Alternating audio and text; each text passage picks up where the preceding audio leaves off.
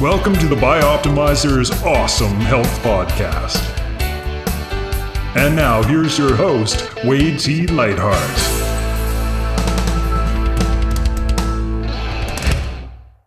What if you could double your energy naturally without caffeine or stimulants in just 3 short months? It's not only possible, you can transform every aspect of your health if you follow the 12-week blueprint we've created for you in the Awesome Health System. The Awesome Health System is a free course where you receive a daily video lesson spanning the most cutting-edge secrets for air, water, exercise, sunshine, optimizers, mindset, and education. It's something most companies would charge hundreds of dollars for, yet you get it for free when you go to bioptimizers.com. To access your course, register to download the PDF report called 3 Phases of Bioptimization, which gets you access to the report and daily access to the first lesson in the 12-week, 84-day Awesome Health course. Good morning, good afternoon, and good evening. It's Wade T. Lightheart from Bioptimizers with another edition of the Awesome Health Podcast. And today we're going to talk about fitness after 50. It's different for you as you age. And today's guest is Mareya Ibrahim. And we had a great conversation about Egypt and all this sort of stuff. She's also known as Chef Mareya. And of course, she's getting ready for her second bikini competition at the age of 55, if you can imagine. And she's an expert in women's bodies and the impact of the age. And it's different. And so she's going to share to us how to eat to grow muscle, how to manage fat loss and exercise in a way that promotes metabolic function, something we address in our book, The Ultimate Nutrition Bible. If you haven't got a copy, get some. And let's talk a little bit about Mareya. And she is the fit foodie. She thrives on helping people live their best life in their best shape. She's the host of the Real Dish podcast, the author of the #1 release book, Eat Like You Give a Fork. I love that. The Real Dish on Eating to Thrive, and is the creator of Fit and Fab Over 40, Meal Prep Club, and Eat to Thrive programs. She was also the signature chef to the New York Times multi-million copy bestseller, The Daniel Plan, 40 Days to a Healthier Life. Her column, The Fit Foodie, has appeared in Edible Orange County magazine since 2011. Mareya has contributed to dozens of media outlets, including Oprah.com, U.S. News and World Report, Health and Entrepreneur. She has also been on over 200 cooking segments. Mareya, welcome to the show. Thank you, Wade. So nice to be here. So let's just zoom out real quick for an overarching component. Women, particularly, have to grow up faster than men. And there's a biological reality to that, and that is women's reproductive life is much more limited. So they have to take a considerable number of risks early on and have a variety of strategies to do that.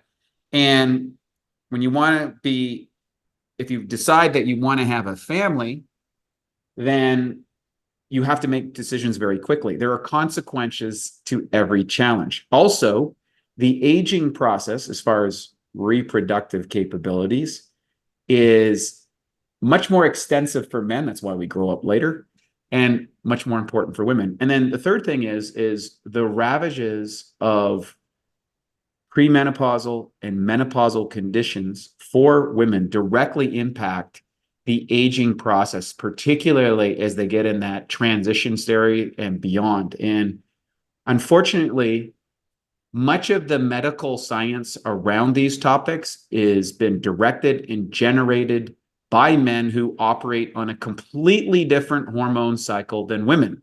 However, you and a number of other women are leading the way, not only as conceptual experts, but as people who are actually doing it. And I'm far more inclined to listen to the clinically directed people that are doing things in the real world, as opposed to people who are doing things in the lab where you have all the controls, because the world is not controllable.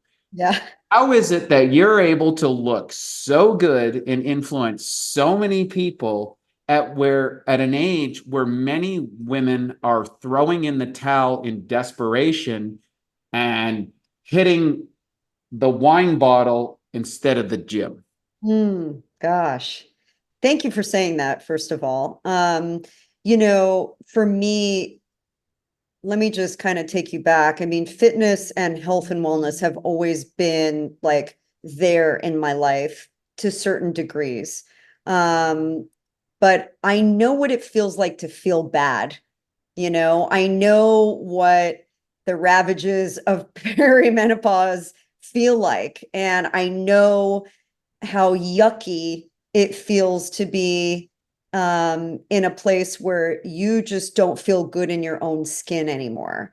And, it started in my late teens when I struggled with an eating disorder for a decade that took me well into my 20s.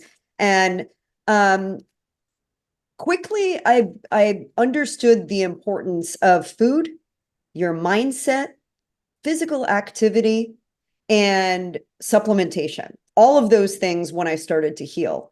And from then on, it's just improved. Now, when I reached perimenopause age, which, was just a few years ago that I really started to feel the symptoms. And it's no coincidence it came on with the pandemic, because the pandemic brought on all its own stresses and kind of exacerbated my own personal stress. And I was going through a lot of things in my life at that time. I had gotten remarried, uprooted my life from one city to another. And then the pandemic happened, and, the list goes on. But this really comes from a place of Wade not wanting to feel crappy anymore, not wanting to feel like life was over, feeling like I've still got juice in the tank. I've still got things I want to accomplish, and I am going to figure this out because I'm not getting the answers that I want from doctors. They're telling me that, well, your hormones look like they're in line with the person that's going through perimenopause. Well, that doesn't help me feel better today.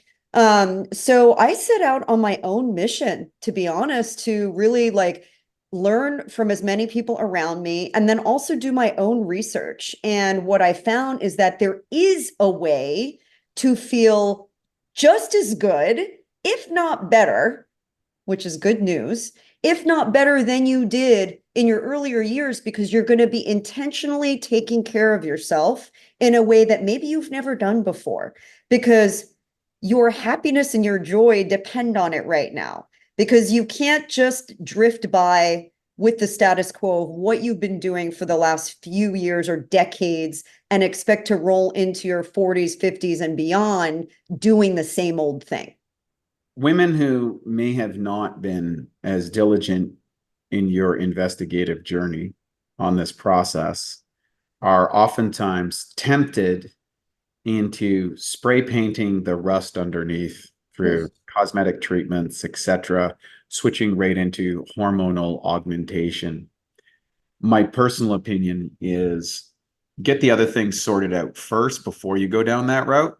Yeah. You're going to have to do that route anyways for the ultimate expression, and any consequences of just spray painting the machine, as I like to call it, as opposed to getting under the hood and fixing everything underneath. And then, fair enough, you want to spray paint it, go ahead. Why shouldn't you look your best and do whatever you want? Where do you land on that spectrum for women who are coming to you in a, oftentimes I would suspect in a state of desperation or confusion? Yeah. What is your strategy for addressing systematically, the consequences of a poor lifestyle for a long period of time? And oftentimes the ones with the most metabolic advantages actually are the most inflammatory, because they didn't have to worry about it for a period of time, and then all because they had a great hormone profile and everything was groovy, and then all of a sudden their hormones crash, and then all of the bad habits don't get offset. So what are you like, how do you address this complicated issue with women? You're right. It is a super complicated situation. And the interesting thing is women are so hungry to know what to do. And I talk to them often, and they're in so much distress. And oftentimes it ends up being like, what doctor you have and what information you're getting from your doctor. Doctors are very, I'm going to say, they have, they're going to guide their patients in a certain way. And oftentimes the patient's going to listen. So if the doctor is an advocate of HRT or some sort of hormone treatment, then the patient usually is going to be willing to do that, right? And if I'm somebody who's like, I'm having hot flashes, I have anxiety and panic attacks, I can't sleep at night. I've got this menopause. I don't know where it showed up from, but like I woke up and I'm like 10 pounds tire around my midsection. And the doctor is of the opinion that hormone treatment is the way to go. That is what they're going to recommend. And if they don't recommend it, then they won't. So sometimes it just really falls back on your doctor, your physician, whoever you're seeing for your medical advice. However, that said, I think all women, it's incumbent on us to know our bodies and to know ourselves well. And if you were on birth control early in your life, you've already told your hormones and signaled them to behave a certain way.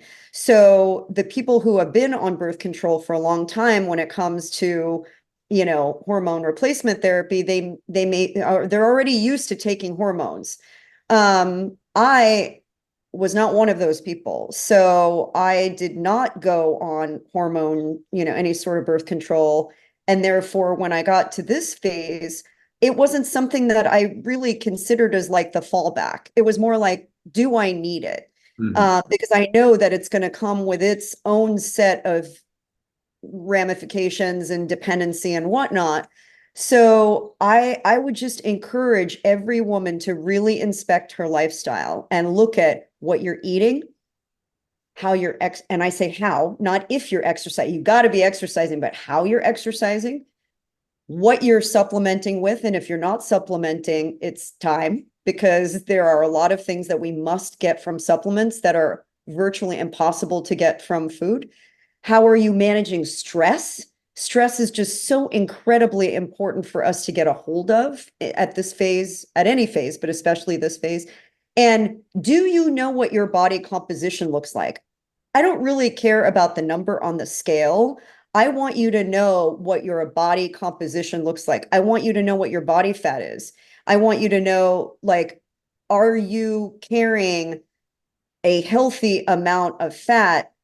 And not because this is about fat shaming, because this has a direct correlation to your symptoms and your risk of heart disease and all the other things that come with this age too. So it's important we really inspect those things and then get a firm grip on what the deal is, because our bodies are so smart.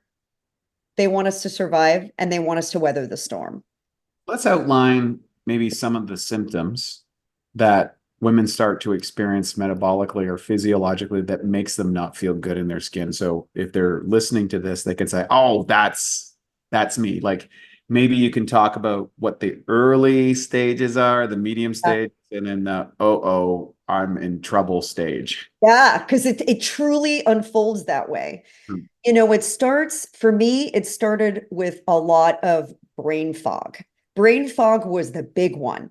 It's like I could literally be sitting here with you and all of a sudden go, what's going on today? Like, what do I have like, what's happening? It's the strangest kind of brain fog. It's not just forgetfulness. It's different. And I think for the ladies out there who are going through, they're like, yep, I know exactly what you're talking about. So brain fog, I think there is a malaise that often comes on where just things that used to make you joyful and happy just don't have the same impact anymore. And it really, like, I think that's why a lot of women just think they're going through midlife crisis, like that I used to be happy, but now I need to go shopping to make me happy. No, it's actually hormonal. There's something changing within you. I think, from a mood perspective, a lot of mood swings. You're happy one minute and look out the next. Like if you cross my path, there's a lot going on there. So for all of the partners out there that are weathering the storm with us, like, thank you. Just be patient. Quick interjection on that. I can remember years ago, I was training a client of mine who's become a long-term friend and mentor of me. And he came in late for training, and I was really militant about timing. He says, I get it, Wade. He goes, but I'm going to tell you something. This was like 20 years ago. And he's like, you have no idea what it's like living with a menopausal woman as she goes through this transition. I was like, okay, I'll just take your word for it. Okay, dude, you got to pass today. Yeah, I mean, it's a thing. It's a real thing. And no different than teenage boys who are just gone out of their mind with testosterone, and all rational thought are suspended for the dumbest things that seem like a good idea at the time. And teenage girls too. It's a hormonal shift. So of course there's things that are changing, sobbing out of nowhere, or becoming hysterical over something that just normally you'd be like, well, this is not a big deal.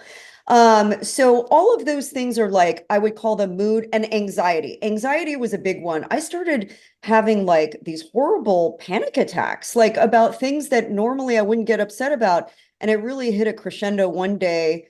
I was in church of all places, where normally I'm very peaceful and calm. And all of a sudden I felt like an elephant was standing on my chest, and I had to like I felt like I was dying. I can't really explain it any other way. But there were events like this that happened that led up to this. And those are all signs that Perry is coming to join you on this life journey for the rest of your life, right? But then the physical things start to manifest too. The weight gain, the unexplainable, like, aversions to certain foods, and then love of other foods that come out of nowhere. The night sweats and the hot flashes, brutal. Like, you can wake up in just a pool of sweat. And then that leads to sleeplessness and, loss of libido, irritability, and the cycle goes on and on and on. So lots of things going on. I know for a lot of women, this looks different. They even have like skin changes, hair starts to fall out. Like I said, kind of this whole disruption of your personality, so to speak. And Perry can start, 5, 6, 7 years before menopause actually hits you, where menopause is just one day. It's the day that marks the 12 months that you have not menstruated. Then everything after that is post-meno. So, menopause is literally one day, and then everything after that is post-meno. So, all of this to say that you will, if you are in tune with yourself, will start to notice gradual changes leading up to that moment. When men have a precipitous drop in testosterone levels, their motivation, sense of well-being, zest for life, as you indicated, often diminishes, and many men go on to TRT. And reproductive men seem a little bit more delusional as a group about their reproductive capabilities or that sort, or all those aspects, than say women are. And I think largely part because women have to get in touch with that for so long, so early. Or men, it's kind of like, oh, I'm fine, where we kind of just everything's good, until it's like precipitously male menopause is, hey, I don't feel like doing anything, I just want to sit on the couch and watch sports. And you go to the grumpy old man syndrome kind of thing starts to emerge. Yeah. And then a lot of guys will go on, say, TRT, or start doing these type of things and notice an immediate boost. But if they haven't addressed the things that got them suboptimal beforehand, oftentimes those gains dwindle away over time. What's your whole strategy around that, the postmenopausal woman and the option set that she has relative to the premenopausal woman and the options they have? Do they differ much? Like, how do you look at that? Yeah, I mean, premenopausal, just assuming that our hormone levels are normal where they're supposed to be, we tend to have more testosterone, than we do postmenopausal. And the ratio of all of our main hormones shifts. So, for example, when I was in my like late 30s, early 40s, I was going to do a competition and I started training and I was able to put on muscle so easily. Like it was nothing. And I was eating clean, I was working out, lifting, doing all the things that I'm doing now then. But the shift in my body was so much more dramatic, so much quicker. So, yes, hormones play a big role in that. However, that said, all of the same lifestyle choices for your end goal, I think, are still relevant. It's just most women that are not in the bodybuilding world or know about what we go through to build muscle and burn fat. This is all new news. Mhm. There are people who just are convinced that all they have to do is do cardio or do HIIT training, interval training, and lower their calories and they'll get to their end goal. Well, it doesn't work that way.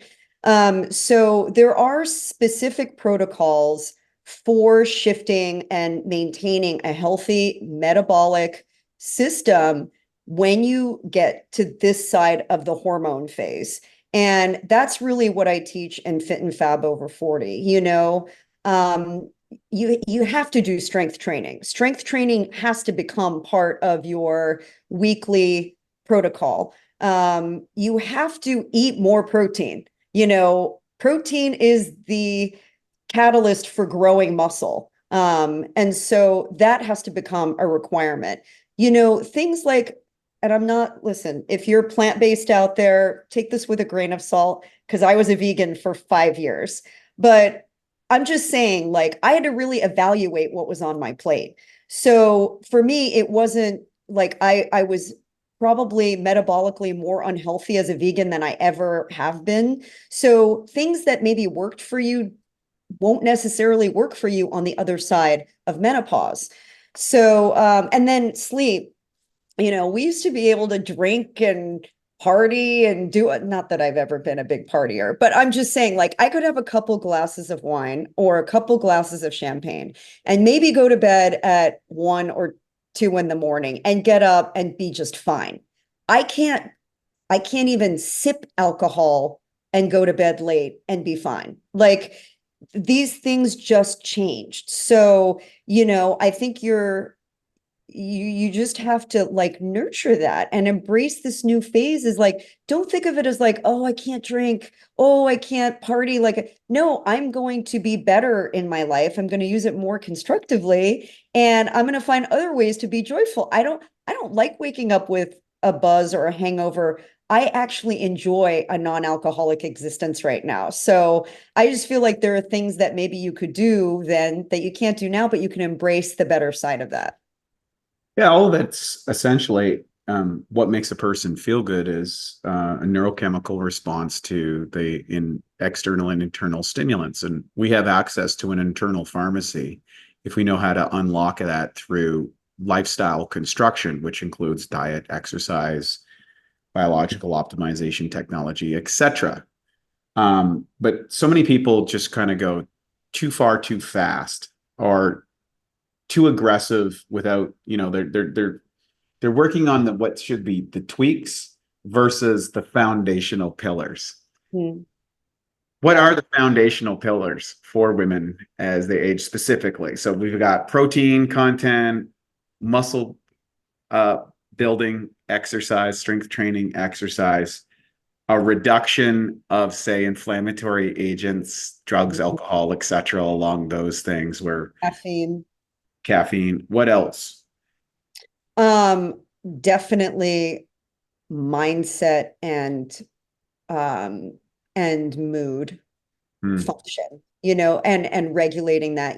I recently got my brain health coaching certification through Amen University, Yeah. and it's incredible just how important this piece is that I think a lot of people miss because we get so we get so upset and so hard on ourselves throughout this period of time too, as we're trying to get everything regulated, and we get stressed out and we start comparing and we start to really get down on ourselves. I see this a lot. Women get down on themselves, and it's just so important to be patient, and to embrace the little things and know that just having gratitude for the fact that you get to be in this body, that you get to make the choices that you're about to make, like embracing those little, I call them micro moments, that then can help to really shift your overall health.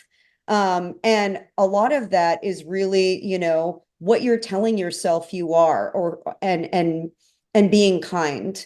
And it makes me so sad when, I was just with someone today who was like, I just hate my body right now. I hate what's happening. And I want to encourage everybody that's listening to know that you might be in a place where you're not happy with your physical appearance, but know that there is light at the end of the tunnel and you will get there. Just be kind to yourself in the process. I think that's super, super important. And of course, that's going to be encouraged by shifts that you make in your diet, shifts that you make in your exercise routine, reaching out to other people, community, and having friends around you that can relate. I started really sharing a lot to this fitness community over the age of 40, and ended up making a lot of great friends. And some of them actually live near me, and now we work out together. So like, it really is a wonderful thing when you can, I guess, battle buddy up with other women that are going through it as well, and know that you're not alone. Yeah, the empathetic exploration of oneself, I think, is an important characteristic to cultivate. And in the neurological level, I know Matt and myself and our executive team, Matt and myself, even more so than probably everybody in the team, and we distribute that opportunity to our executives. And that is neurofeedback training to understand how our brain physiology is impacting. Another thing, which is less expensive, is emotional freedom technique.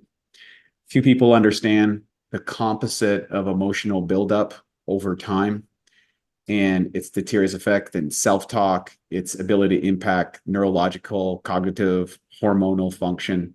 And when you have optimal hormone levels, you can essentially offset. In other words, you have the hormonal capacity to give you the physiological and neurological capability to manage a host of emotional experiences that have happened. And then when that hormonal level starts to drop off, then all of a sudden the body ends up into an overwhelmed situation. And then our ability to maintain the lid on those stuffed down emotions or those traumatic events that kind of went to the back of the attic in the room that nobody goes into. And suddenly those things just start leaking out into our life. And what happens is moments are triggers for a deeper state. So there's a great book called The Body Keeps Its Score.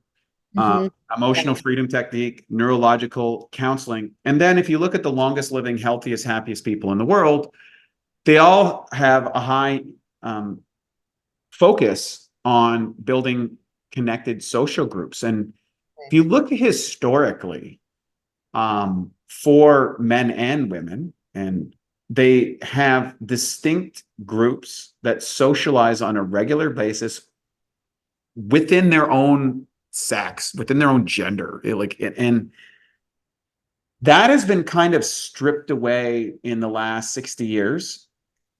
And these are composites of birth control, which provided more options for women outside of just raising kids. Second, the economic and the later stage that relationships tend to start now, and child rearing tends to start now.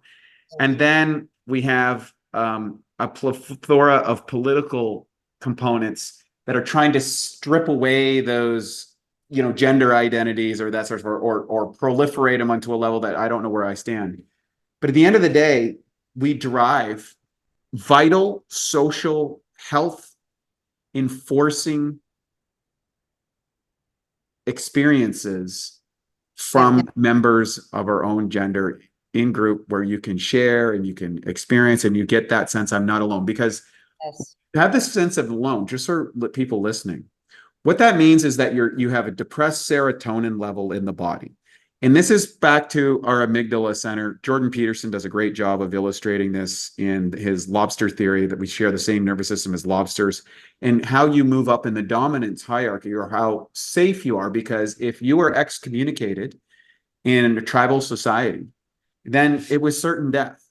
And as a woman's perception of her value in society diminishes, there's a suppression of that serotonin, which leads to these emotional states. Now, if you convolute that with poor diet, with rapid rises and drops in insulin levels, insufficient amount of essential fatty acids, an improper digestive system, and some extra weight, which is contributing to every other a tremendous amount of extra load physiologically, it becomes a storm of symptoms that become literally overwhelming. So the sense of overwhelm is, in one level, is accurate.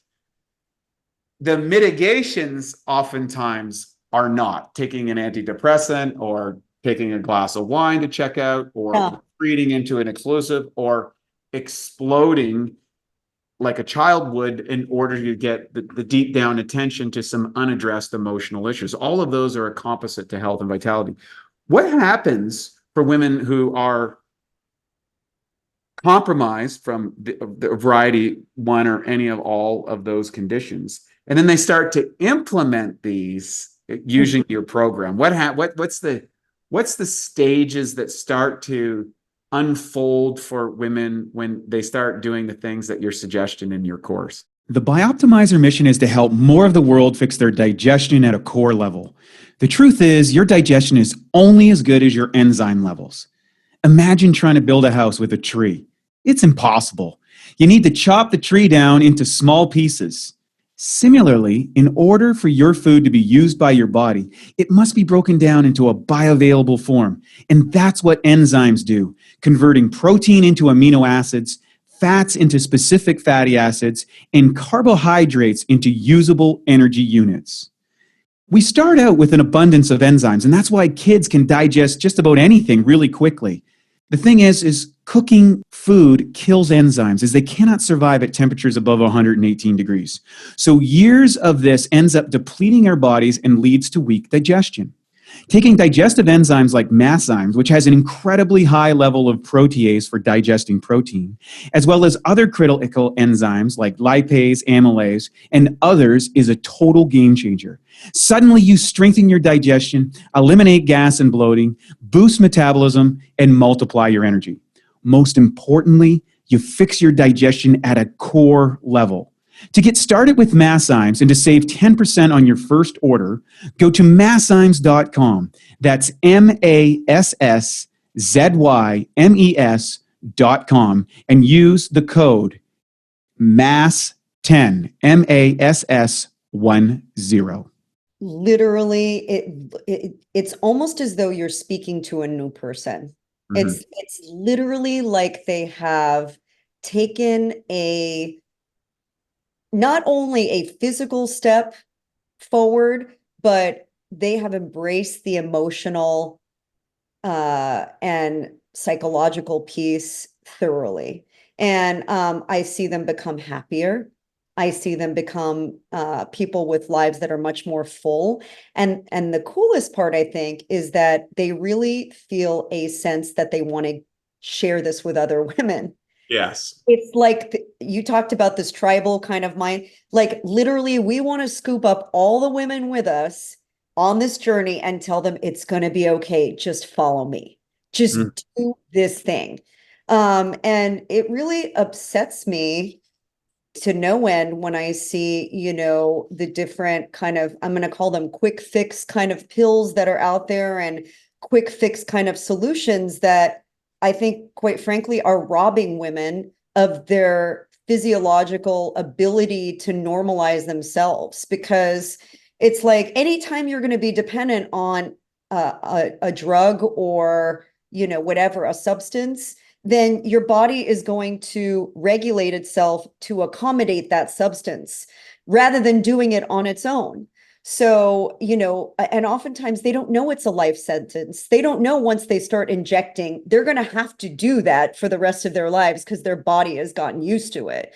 Mhm. So I really, it may seem like work, but what I find is that it ends up feeling so good that why would you not want to do it? Like if I told you, really, the data shows us that lifting, heavy weights 2 days a week can make a big difference, and eating, a certain amount of protein, having, your good fats and then carbohydrates will make you feel so much better and lift the brain fog and help your gut health, by the way, which is going to help you think better because of the gut brain axis.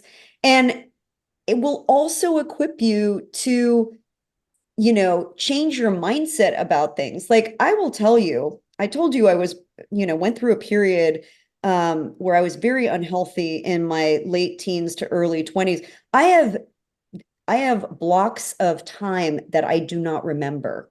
I literally have, they're like blackouts of years that I don't have any recollection of because I starved my body of nutrients. And I would never want to repeat that. Mhm.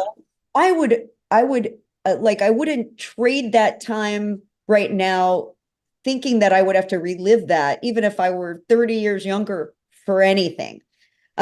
So when we can lift ourselves out of this proverbial fog and this, feeling that life is just like, oh, I just wake up and I just live. No, I'm thriving and I want you to thrive. I want you to see like this chapter of your life is your 2.0 and your time to shine. Like for many of us, we've raised kids, we've worked our butts off, we have served in a lot of different ways. And we put ourselves on the back burner. And it's time. It's time to give you that focus that you deserve so that you can enjoy the next few decades in your best shape. And when I talk about shape, I mean your spiritual shape. I mean your heart position shape. I mean embracing your natural abilities, your superpower shape, your psychological shape, your physical shape. All of those things create your shape. And when you get the habits down, you then give your body the ability to thrive. Yeah, it's great. So what's the timelines that people are kind of going through the stages of getting back to their best self in a menopausal situation? What typically have you noticed over time? There's of course the hesitation and worried and finally, okay, I'm going to go in and I start to go, and then there's a momentum stage, and then there's various plateaus or challenges, and then you overcome them. What does that look like? What does that journey look like for women? Yeah. Yeah, I mean, look, I don't want to give anybody an idea that this is just like, oh, you start doing this and you're going to feel better overnight. Yeah. It's years and years of accumulation that we're like kind of working through. But literally in a week, I've seen women start to feel significantly better within a week. Within 2 weeks, they're starting to see themselves physically change. Within 3 weeks, they're like, oh my gosh, I'm starting to feel like a new person. And, you know, we have to be honest with ourselves. We have to say, like, do I want this bad enough? Do I want it bad enough to give up, the couple glasses of wine that I'm having a night? Do I want it bad enough where I'm willing to, maybe you don't work out, am I willing to go to the gym and give it a try? Or am I willing to invest in some hand weights and do this? Am I going to be honest about it? Because the answer is you have to be. Discipline has to be part of this equation. You just can't get there lazy. And I hate to sound so like, I don't mean to be like so forthright with that word, but it is the 4-letter word that I think we need to like kind of grapple with is lazy. Do we get out of that lazy mindset and decide we're going to be disciplined enough to do this? And I think you have to think about what your why is. Is your why strong enough to overcome the things that you have just like grown used to that you are using as a crutch? Yeah, and this is where really exploring one's own psychological makeup, because oftentimes in just sharing what you did is you went and worked your butt off, you raised a family, you suppressed a whole bunch of things during that time out of necessity for the responsibilities of childhood or to children and the family and your own self at that point. And there's a, martyrdom in America has gone to an absolute dysfunctional level, with parents now becoming the servants of the children as opposed to directors of the children. And I think that's problematic in itself.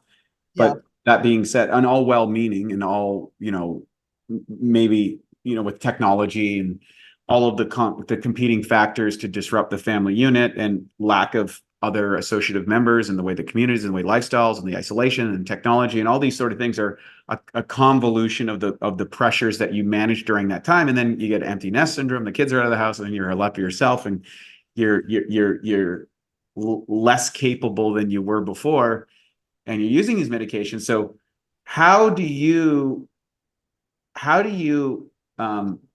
instigate, that's a very powerful word, or how do you initiate self-responsibility lens? So, and how that correlates with honesty, and how honesty correlates with discipline, and discipline equates to a why. What are the compelling why factors that get people to do the investigation and then exert the discipline? Obviously, you have the strategy. Obviously, that part's worked out. You know what to do. You know how to do it. You know the routine. You plug and play. Here we go. Let's go. There's a few potential things, but this is really where the rubber hits the road. We talk about it in our book, an unbreakable commitment to excellence in every area of our life, especially including health, and sequentially addressing our time units toward that. What are the things that you get people to initiate that conversation? And then how do you maintain that accountability when the initial enthusiasm runs out of the progress? No, that's a great question. In my book, Eat Like You Give a Fork, in the very first, before we get into the strategies, I tell you, what is your why? I ask that. And I ask people to really look inside their heart, because some people, look, they've gotten a diagnosis. Okay. So there's something wrong, or somebody they love has gotten a diagnosis and they've watched them suffer, or you wake up and you just don't feel good in your skin anymore. Like I did. I woke up and I was like, I have never had what's going on around my midsection right now. I feel soft. Like, what's going on? Like, I've never had this happen before. Or you can't even like chase your kids around, the playground anymore. You have no desire for life anymore. You feel just this malaise, like I was mentioning. So there's usually it's something that's going to get you to a pivot point, because no one wants to live in mediocrity. I truly believe that. Like, no one wants to just be like, okay, my life is mediocre and I'm just fine with that. I think if you're honest with yourself, like, everybody has the burning desire to want to do well, to live their full purpose in life, to achieve their goals, to, see their, kids go on to be successful. Like, I think that's just intrinsic in most human beings. I'm going to say the majority of human beings. So if there's a stumbling block that's not allowing you to get to that point, whether it's internal or external, then you have to pinpoint that and say, okay, this is my why. And this is what's going to get me out of bed every day, because I know if I give up on her, then I have lost this race. I didn't have a choice when I was a single mom, raising my two kids for 13 years on my own with no support from my ex. I didn't have a choice. My responsibility was to make sure my kids were taken care of, well fed, were raised in a home that was safe and loving. And that was my responsibility, not no one else's. And there was no way that I would give up on them. So I would encourage everybody to just think like, would you give up on yourself if your life depended on it? Would you really stop short? And put that kind of like perspective on every time you reach for the sugary donuts, every time you sit there and go, I don't feel like going right now. I'll just go tomorrow. If somebody's life depended on it that you loved, and it better be you better love yourself enough to do that. But it could be someone else that's external. Like, that's what we've got to get in touch with. And I'll tell you, Wade, like the biggest contributions that I've made to, both, my career and just me personally happened after 40. So I'm not even saying like we had to have this all figured out early on. Like, it can happen anytime, and it's never too early and it's never too late. But what I am saying is we don't get to wait. Like, tomorrow might not come. So today's the day. Really pertinent. That I love that. And you also outlined something that I think is really potent. Oftentimes, women who have chosen family life, especially in that first part of life and all of the demands that entails to that, and now they're, post menopausal and they're like, oh man, there's nothing to live for. It's like, no, like, well, now you've defined your life from maybe this model for so long.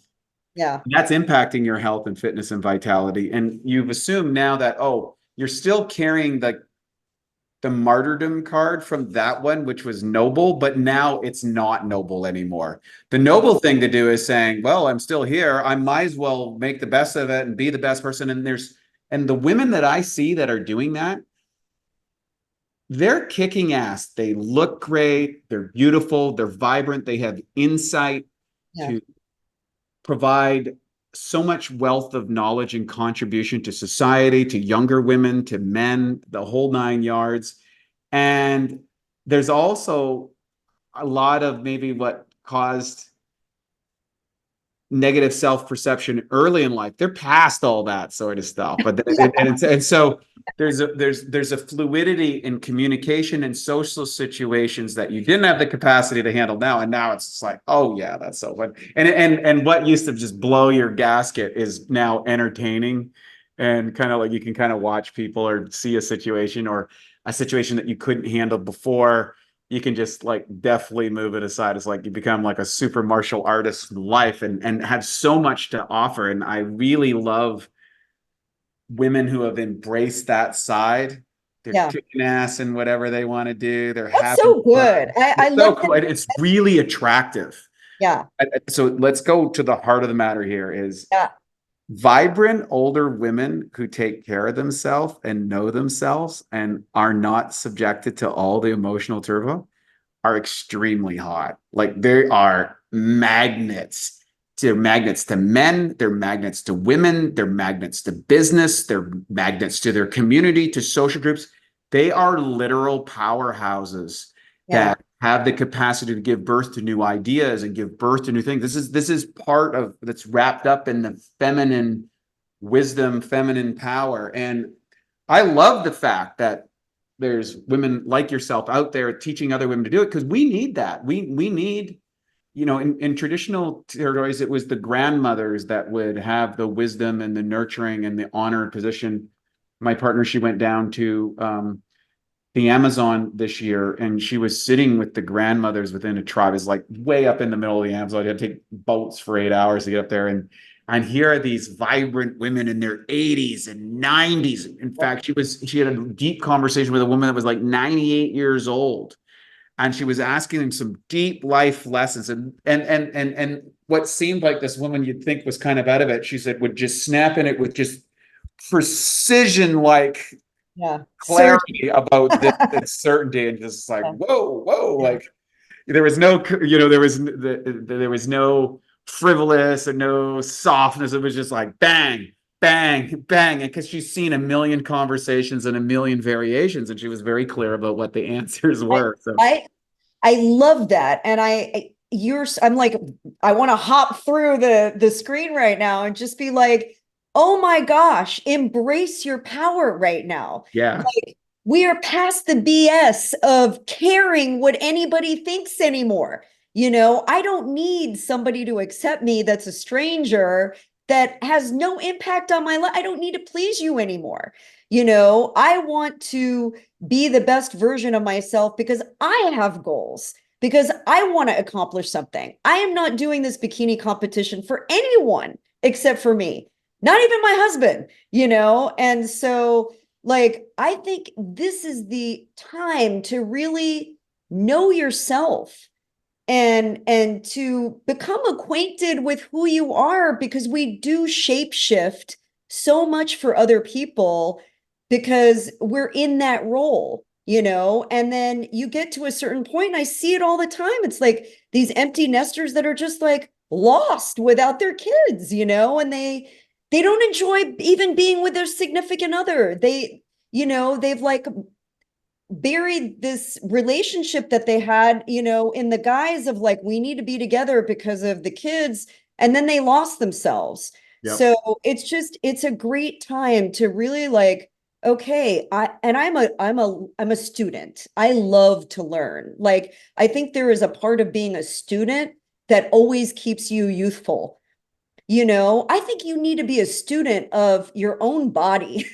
Yes. Foremost. Yes. Like, know what this is, because it didn't necessarily come with an owner's manual. So know who you are, who I am at, my height and gender and my age, and like the kind of life that I lead. I will need different inputs than you, Wade, than my friend who's 5'11", she's like 11 inches taller than me. Like, we all need different things. So for me to sit there and go, well, I don't look like her and I don't have the same diet, and why can she eat that plate of pasta, non-gain weight, but I gain weight? Like, we're all different, but you have to embrace your own self and your difference and make the tweaks that you need in order to feel optimally.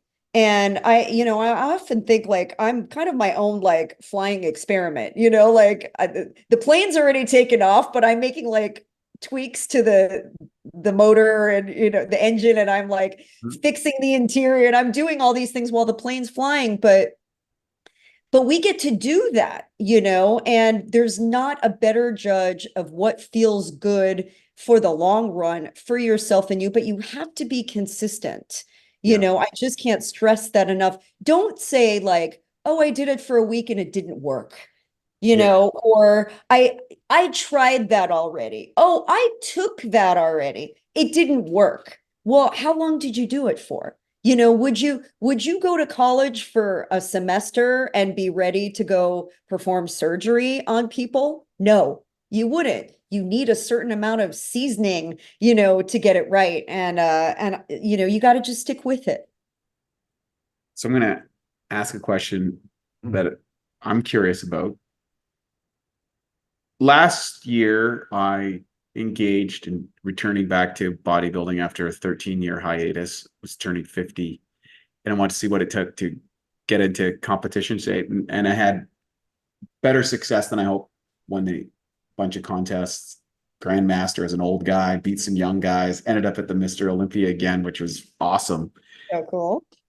Now I can be competitive to the world championships, but I just don't have the genetics at the world championship level. But I was happy to go there, and I was really enjoyed the journey, and I enjoyed the progress I made from the titles that I won in the Ironman international stuff and into that. And then after that, I thought I'd do an experiment in running, and went and ran a marathon 6 months later.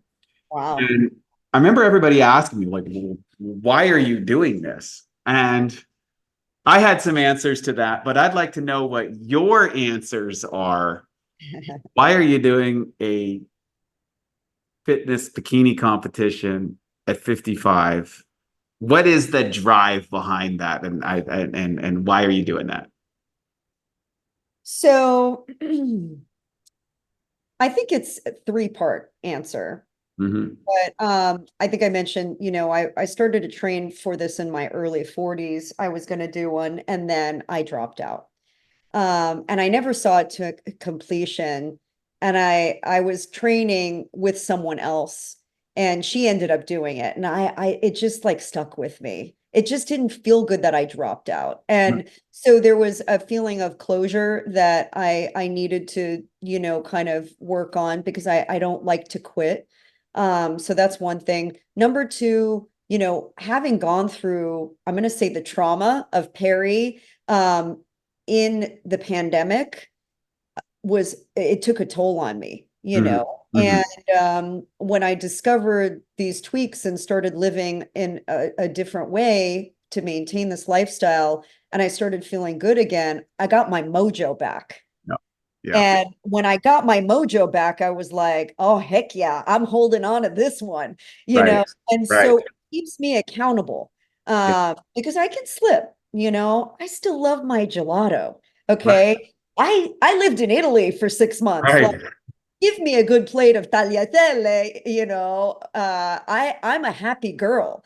So this is part of me maintaining like the joys of the things in my life, that I get to do in the off season. And then number three, it scares me a little bit. Mm. Like, Mm. it scares me a little bit. I mean, the idea of posing and standing on a stage in a bikini that looks like dental floss, it scares me. But there's an adrenaline high that comes with that. Yeah. So there is something about, like, I always wanted to be, ask my dad, when I was young, I wanted to be Nadia Comaneci. Like, Oh, yeah, she was great. I wanted to be that girl with the tens, in the Olympics. And I used to do gymnastics all over the place. And I have this unrequited kind of athlete in me, that never got to perform on a big stage. So I am doing everything that I can to be on that stage now. And seeing other women my age that are doing it and looking amazing. I mean, if you've never been to a bodybuilding show, you should go. I mean, it's there, and there's different levels for everybody listening. Like, Yep. I'm in the bikini category, there's wellness, there's figure, and I think whatever preconceived notion you have, like, bikini, we are training, in the gym 5 to 6 days a week. Like, it's hardcore. You're lifting, you're doing cardio, you are on a very specific eating plan. You're taking very specific supplements. You have to rest, you have to drink tons of water. Like, it is like a full-time job. So I consider myself an athlete, Yes. and this is an athletic endeavor. So I think for all those reasons, I'm doing it, but make no mistake, I am not doing it so that I have to win first place, or else I'm going to not be able to live. Yes. I'm doing it and giving it everything that I've got. And the fact that I'm showing up, I'm proud of myself. Yeah, and I can relate to that. The game at as a master's level, grandmaster's level, etc. It's showing up on stage is the win. Yeah. Getting into your best shape at that level is the win.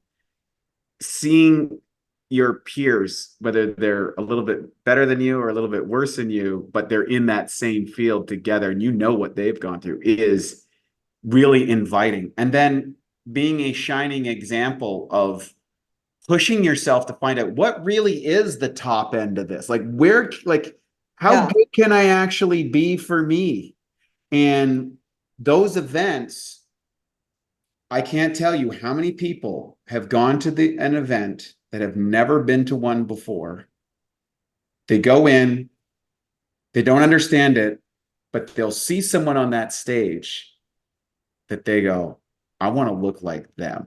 Yeah. I want to do that. And they have no idea what that is. They never even knew that they wanted to do that, but they got bitten by the bug and said, I want to go do that. And one of the beautiful things that's happened in my career, because I started bodybuilding way back in the day, I left the circuit after the 98 nationals because I realized that the drugs that were proliferating in that world were very detrimental to having a healthy lifestyle. And there's a whole lot of composites on it. But then there's the emergence of all these natural competitions and local competitions and an expansion of the categories, which is a big factor. So before it was just straight bodybuilding, how much muscle you have, how much body fat you lose.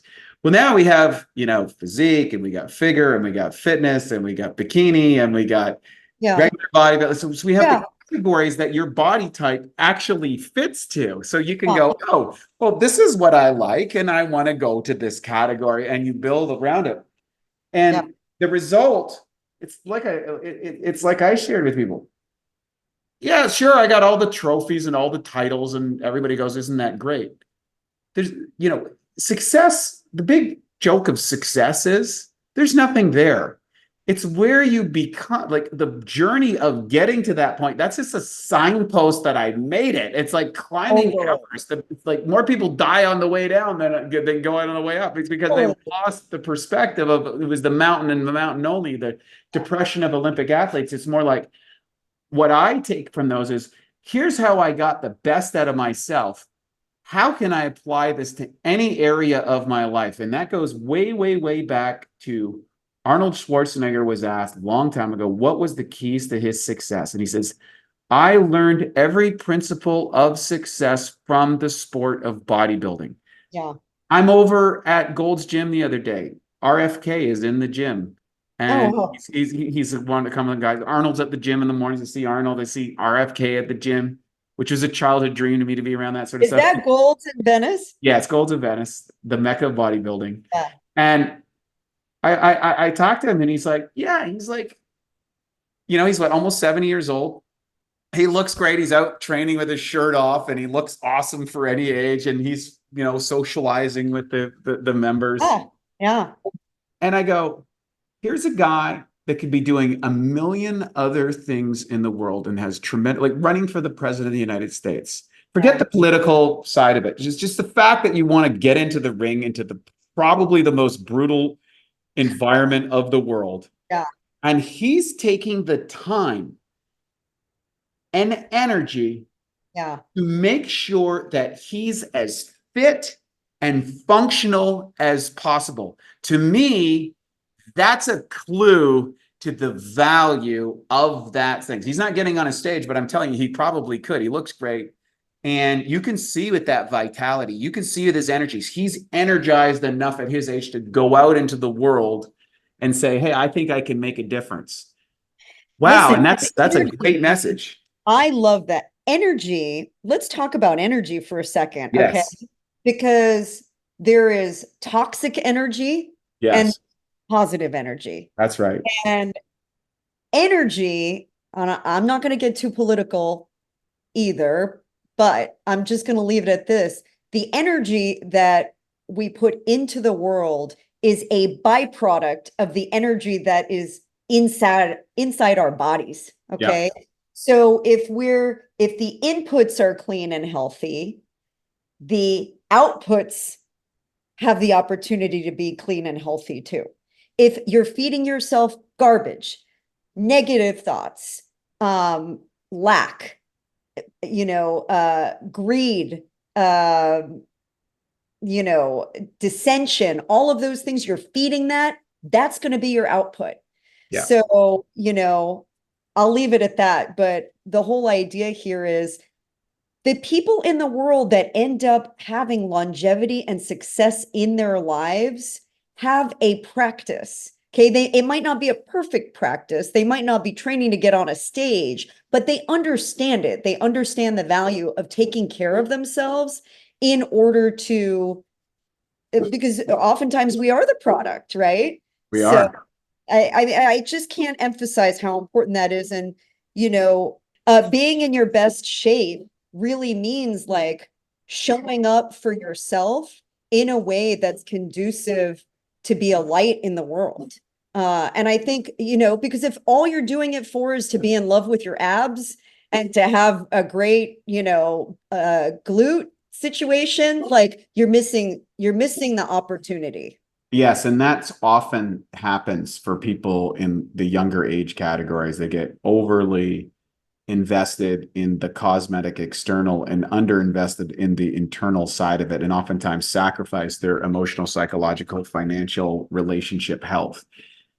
The good news is when you go at it as you get older, you have a little bit more wisdom to apply, and these are adjuncts. It's like features on a car. Oh, I got the special leather, I got the great air conditioner or whatever, or the convertible top.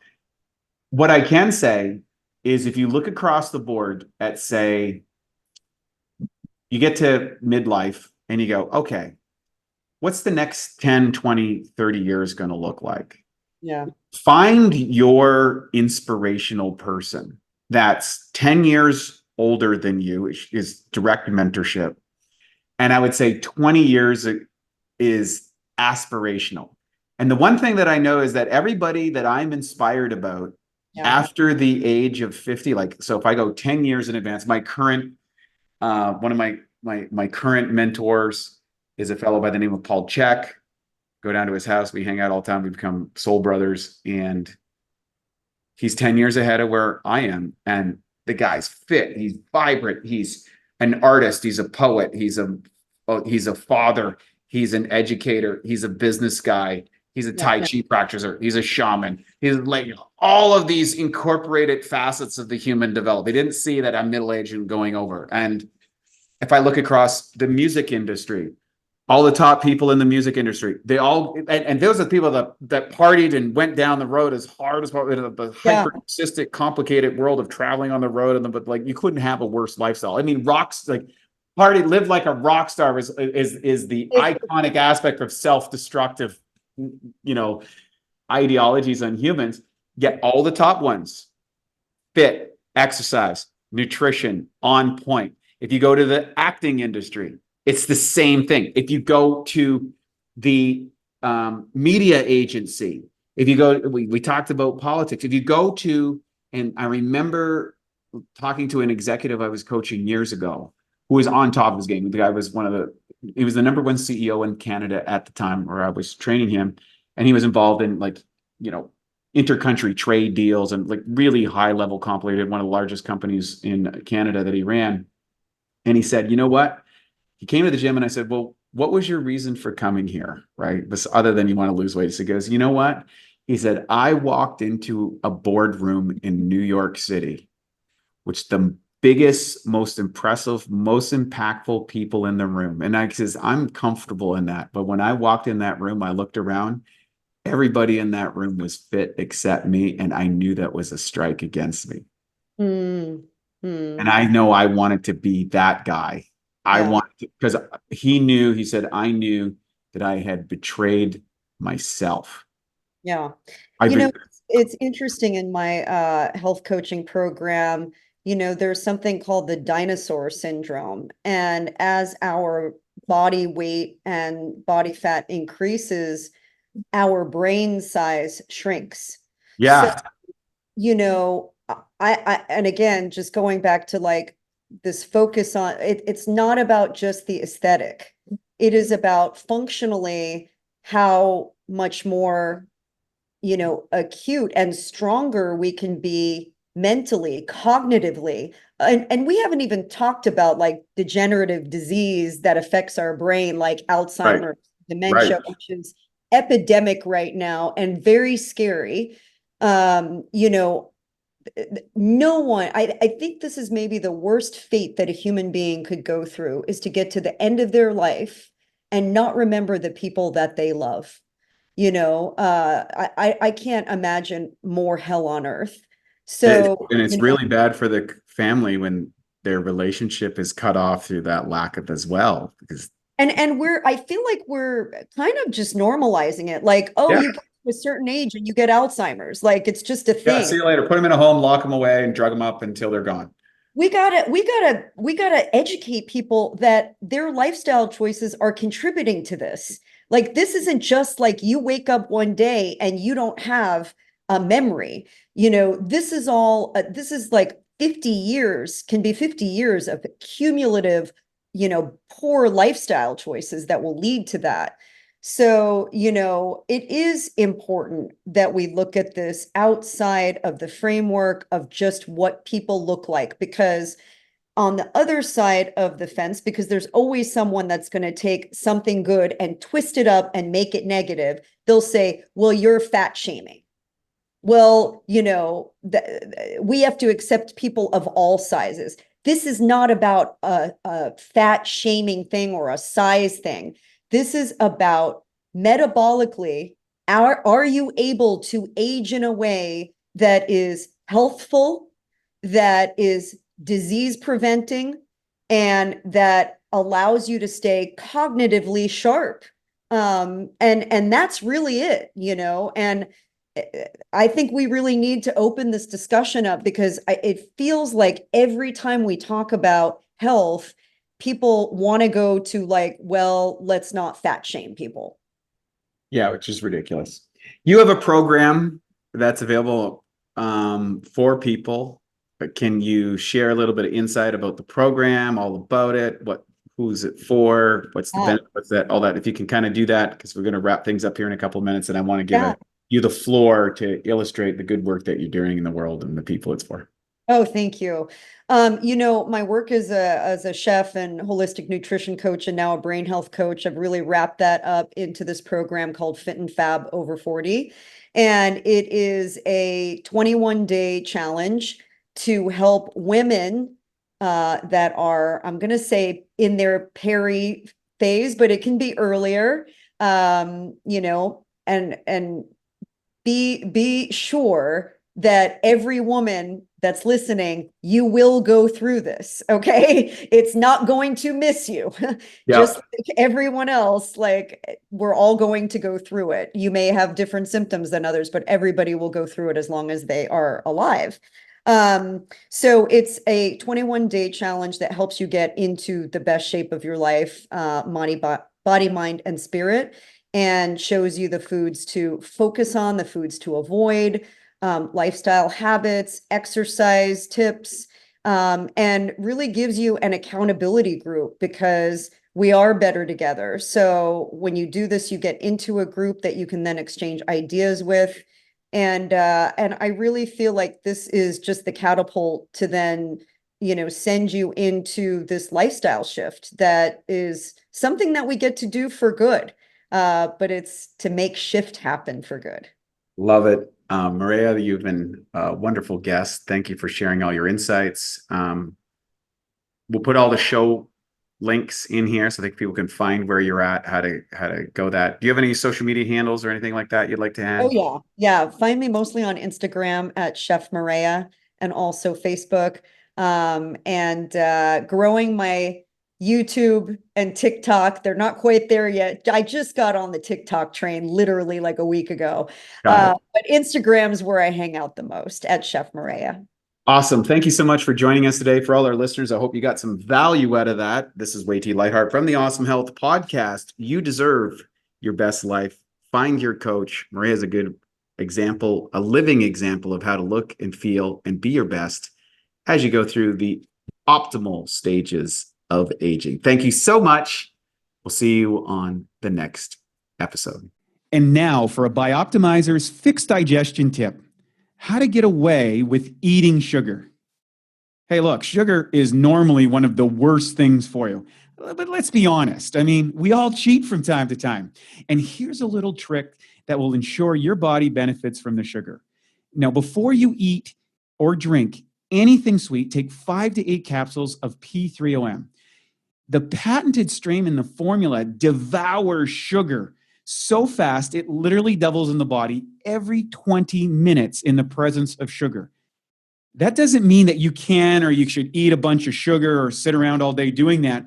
But on the days that you do cheat or you go after one of those maybe meals that you wouldn't normally do, this ensures that you get something in your gut that eats the sugar.